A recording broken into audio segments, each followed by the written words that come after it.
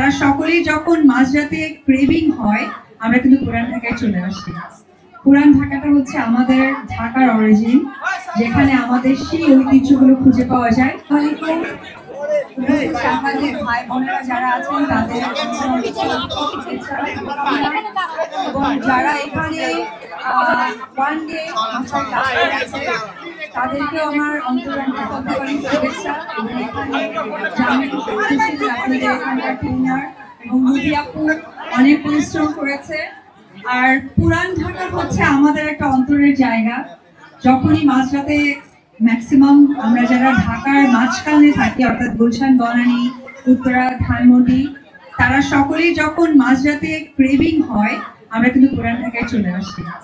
পুরান ঢাকাটা হচ্ছে আমাদের ঢাকার অরিজিন, যেখানে আমাদের সেই ঐতিহ্যগুলো খুঁজে পাওয়া যায়, যেটা কিন্তু নতুন ঢাকায় একদমই বিলুপ্ত। তো পুরান ঢাকায় যারা আছেন তাদের সকলকে আমার অন্তরের শুভেচ্ছা, শুভকামনা।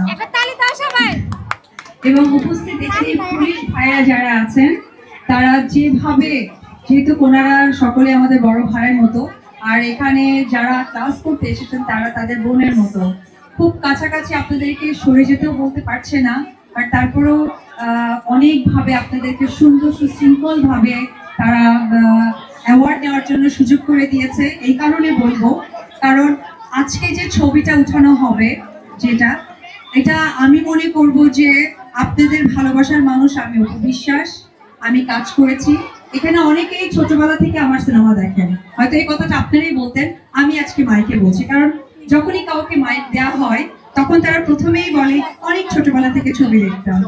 তো সেই বিষয়টা না খুব আমি এনজয় করি, কারণ আমার কাজ দেখেছে, আমাকে চেনে, আমাকে তারা ভালোবাসে, এটাই আমার আর্টিস্ট হিসেবে প্রাপ্তি।